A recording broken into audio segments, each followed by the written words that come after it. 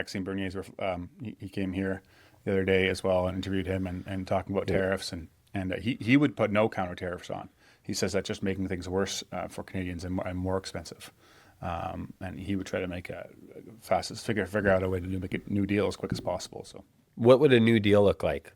Like he would put supply management. Everything. Yeah, he would shoot the sacred cow for sure. Yeah, and he also asked them about like he would put chicken, like all the controlled maple syrup, and there was one other one I think that he goes like, no, those are the fish.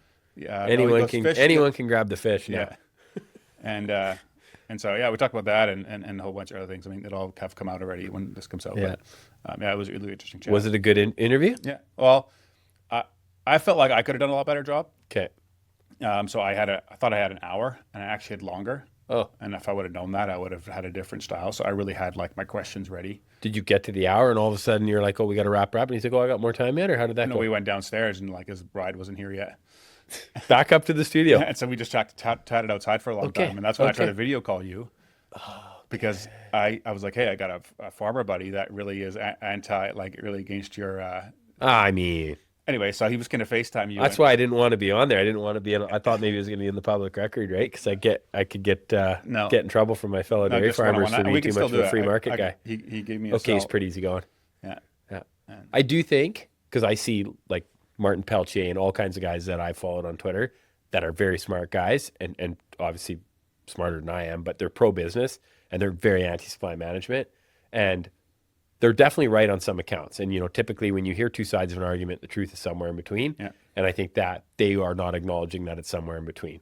Just as most dairy farmers don't realize that, hey, obviously it would be healthy to the consumer to some degree to not have supply management, right? It's just that, like I said to you, it's the fact that milk is so perishable that I do think it's in a different camp than, like they did away, the Harper government did away with the grain elevator, whatever the co-op was that was kind of dealing with the grain, and because there again it was just it was just a protected thing where it just added costs, right? And I think milk falls in a little bit of a different camp, but it was a good interview. But I would have asked more follow-up questions because I would ask a question, he would go on a little rant for like 2 minutes, and then you right away move to and usually move to the next question. And at the end, I started asking a little bit more questions. So I felt like I could have done a better job that way. But I mean, we'll see what people say. But do you realize that he went straight from your interview to an interview with Tucker Carlson? I found that out today. But he's like, this is hilarious. Yeah. I'm curious. I have no idea how many more views it'll get at all, just because it's Maxime Bernier. I have no idea. I'll find out. My one with Eric Trump got like 188 views only. So, mind you, that was like 4 years ago. Quite a few years ago, yeah. So, did you get into Maxime Bernier's exodus from the party he was in? Yeah, that's how I started. Okay. Yeah, that's how I started. So I'm like it's basically explain from the beginning why you left. Okay. And so, it was good. Okay. So and I guess I'll get to listen to it, and this is just my own viewpoint, but I feel like, he is to some degree to the Conservatives what the NDP are to the Liberals now. Like there's so many similarities. There's so many people that could potentially be in both camps, right? I don't know. He is pretty starkly different. From that, after that podcast, I was like, okay, you're significantly different than the Conservatives. Like, but there'd be people in the Conservative Party MPs that would very much feel comfortable with most of what Maxime Bernier says, eh? Yes.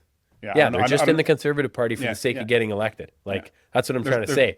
People are so self-serving, and because of and this is where people would argue that we should have proportional representation. I disagree with it, but I mean, we talked about that vote splitting as well, and things like that, and so he had good answers. It made me think. Did he bring up Trudeau not switching our electoral system, which he promised in 2015 he would do? No, I should. Okay. Didn't bring that up. Okay, because to me it's like somebody like him has the most to lose from that not getting changed, right? Like now he has no voice basically. That's right. How come he's not allowed in the debates?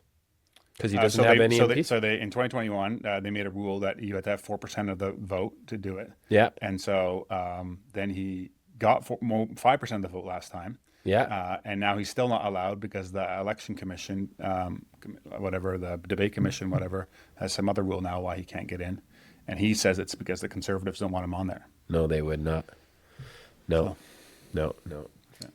Interesting. Yeah. Okay, looking forward. Hey guys, if you enjoyed that episode and were blessed by it, would you be willing to support the show? That would help a lot in creating more content, improving the quality of the content, putting the production value, getting more guests on, and me being able to spend more time and energy towards it. So if you're interested in doing that, you can click up here and it'll take you to a support page. But you can also subscribe to the podcast by clicking over here and doing that. Thanks again for listening, and I'll catch you on the next one.